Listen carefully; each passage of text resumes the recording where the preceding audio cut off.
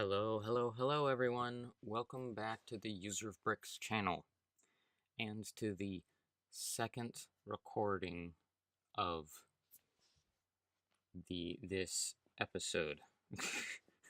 The last recording I did, I forgot to turn on my mic, so it just didn't have any audio.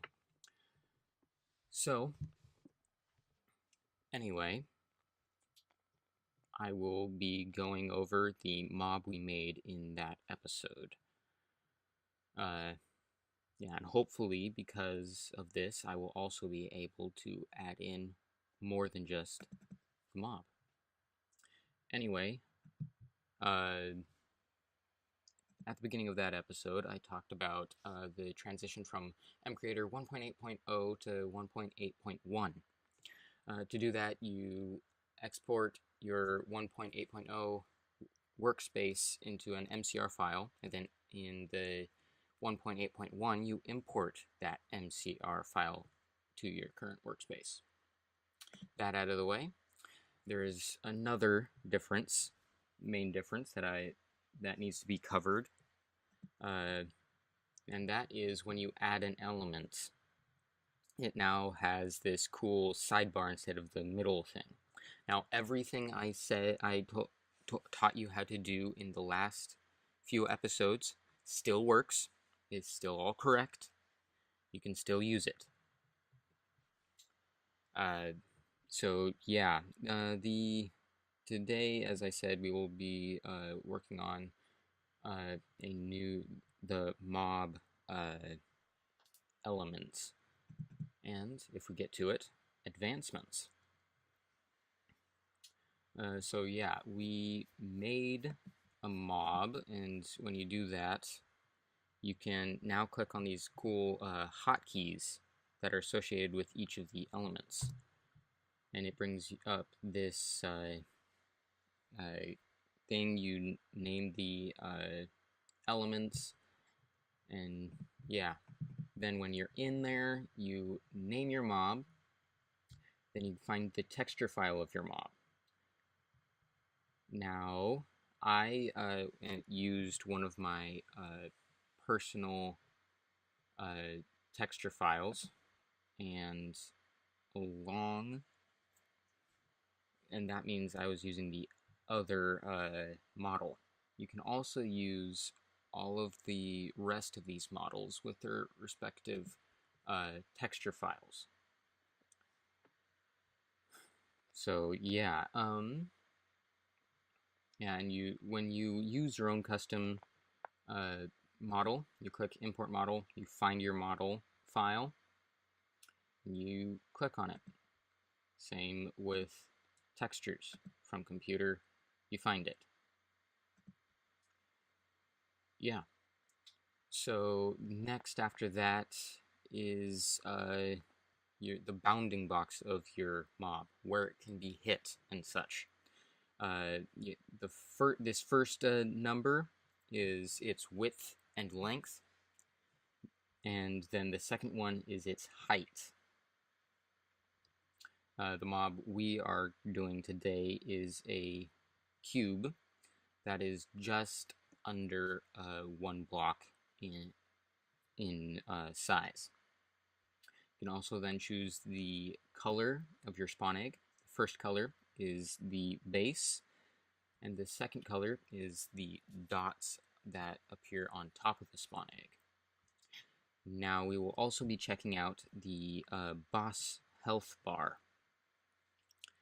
And you can have a bunch of different colors. We chose green. You can also have progress and a bunch of different other things. I don't personally know what these notched things do. I think that means pixels, but I'm just going to leave it at progress, which shows you how dead the animal or boss is.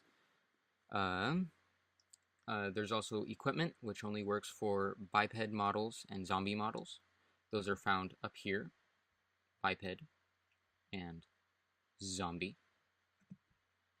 And the slots here are your main hand, offhand, helmet, chestplate, leggings, and boots. Okay, now next is a label. You don't have to have this here. This is just a label that appears on top of your mob, I believe. But as I remember from my last recording, I don't think that happens. So, let's leave that blank.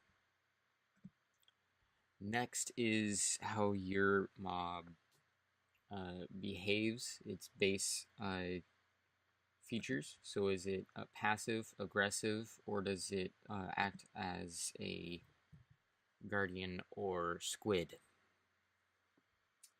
You can also make it writable by the player, like a horse or a pig.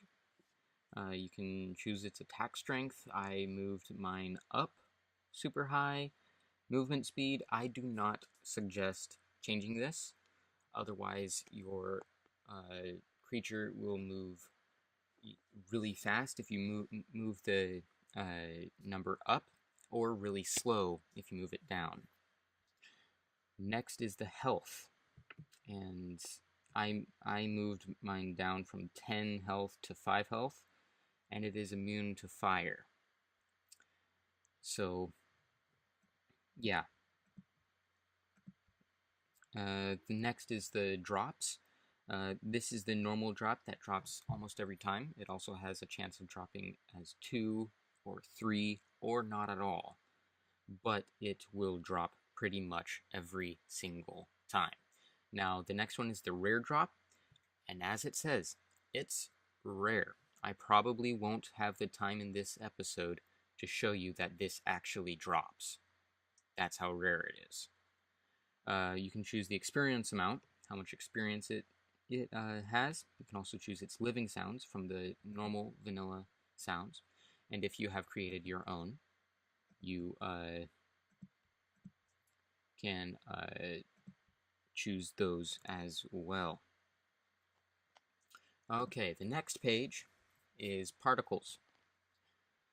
Now, these don't always work, I have noticed, so I will disable them. Okay, next is the procedures. We did add a procedure on the mob tick update, but that one, it didn't really work. The procedure was to make the mob fly, and as I said, it didn't fully work, so we won't be adding that in. The mob will look a little weird because it'll be crawling across the ground, and it's supposed to be a flying mob, but anyway. The next section has a bunch of different things. I would not suggest using AI base.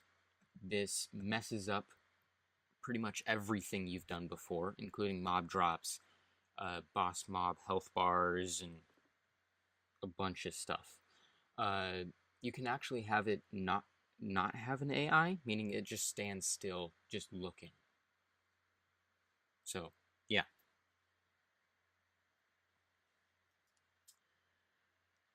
Yeah, so anyway, you can make it readable. I made it readable by golden blocks, and I made it do ranged attacks with a bow. I also added some tasks, like it'll follow you if you have a dead bush in your hand. It will, since it is passive, I added a block that makes it so that it will attack you if you attack it, like the zombie pigman from the Nether. I also made it so that it'll attack armor stands, because armor stands are an entity, and you can do that. I don't really know why you'd want to choose armor stands specifically, but I just want to show it. You also have to put in the wander around with the speed factor, and that you have to have that if you want it to walk around. You can also make it look around and swim in water. along with wander around and avoid water. You can also have it leap at your target, which oftentimes damages the mob. There's combat tasks. You've already seen this one. You can also make it panic when attacked, like a cow or a chicken or a sheep or a pig.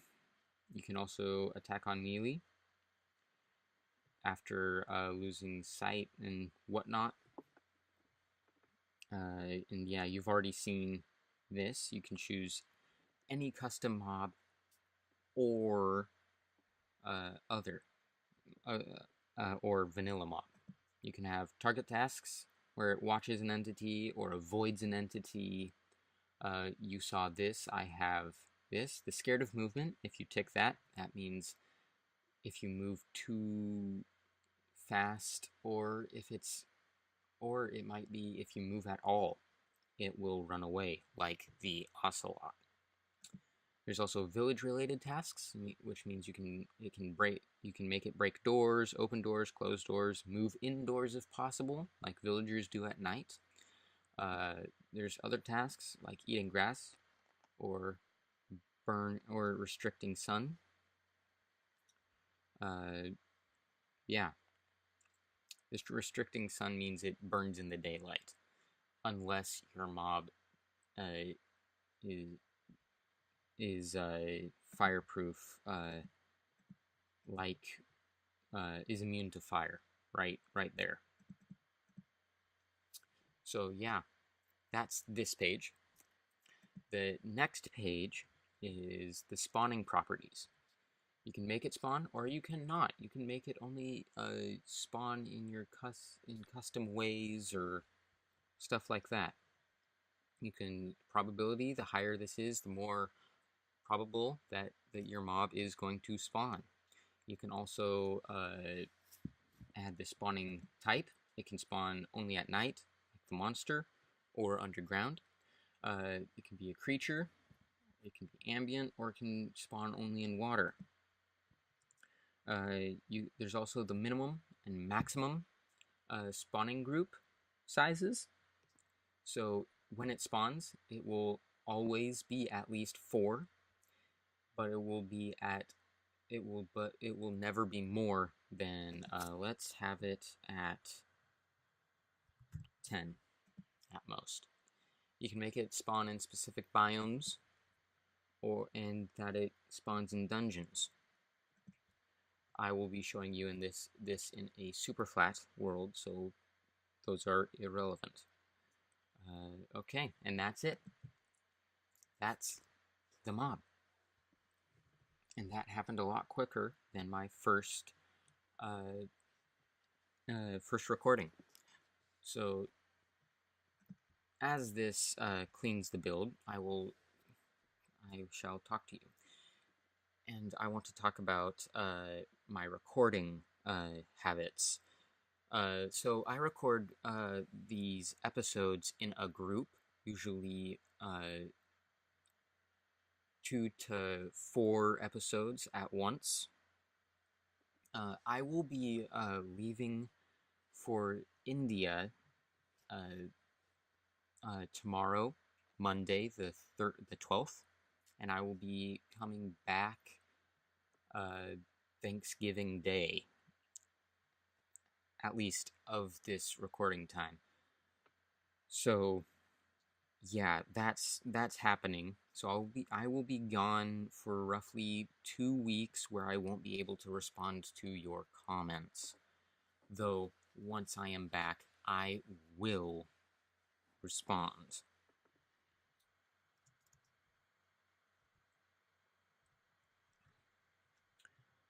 Okay, here we are back in the tutorial world that I created for this video. And yeah, this is the mob. As you can see, it has the boss bar. It follows us while we have the dead bush in our hand. We can make it mate with or breed, as I should say, with gold blocks. When it dies,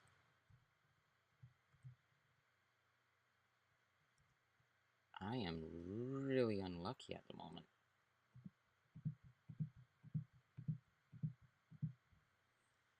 Okay, let's try this again. Shade, it drops. This was working just a moment ago. Is it?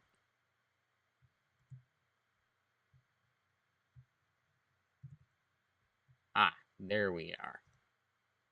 Sometimes the space between it actually dropping and can be long, but that usually doesn't happen. I got like 18 blocks from like 10 of them in my first recording. Yeah, our spawn egg looks just how we expected it to look. It has the dark blue base with the light blue spots. Yeah.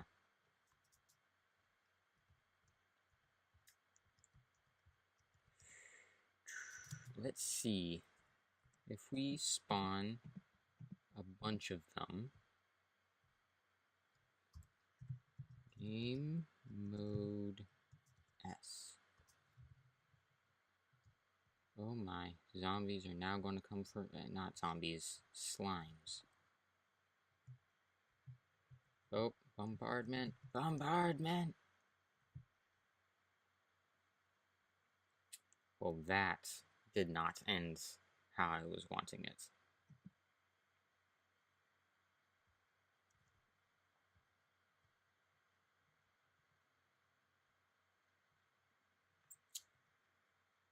Okay, let me handle these, let me handle these guys. Da da da da da da da da da da da. Okay, let's make a cage out of these diamond blocks where I will be safe in survival mode until these guys start attacking me. But slimes won't interfere. Okay. Let's put one over there. And one there. Let's update to survival. Let's kill one.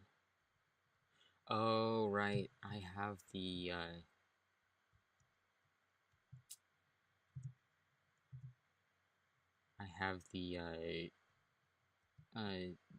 health of them so low that they don't actually, they get killed so fast that,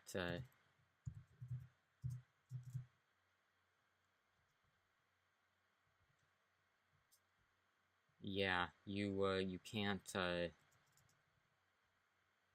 yeah, if you want your, mobs to attack, when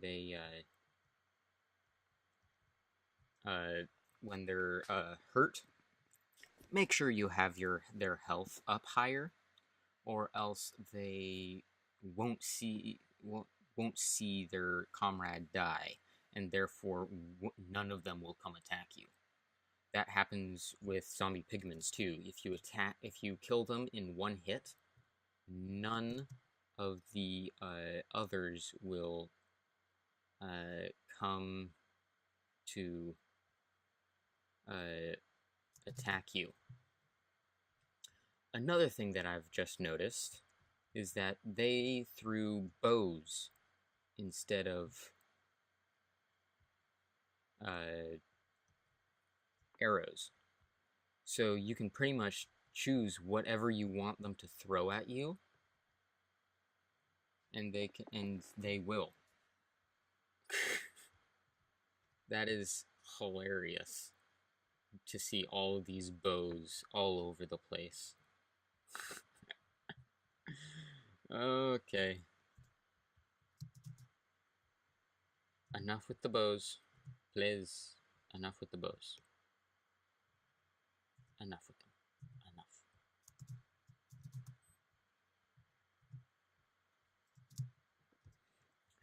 Enough. Okay, so yeah, that is the mobs. In my next episode, we will be going over advancements and creative tabs. So stay tuned for that. And please subscribe if you're new, and click the like button if you liked the video. I'll see you next time. This has been the User of Bricks.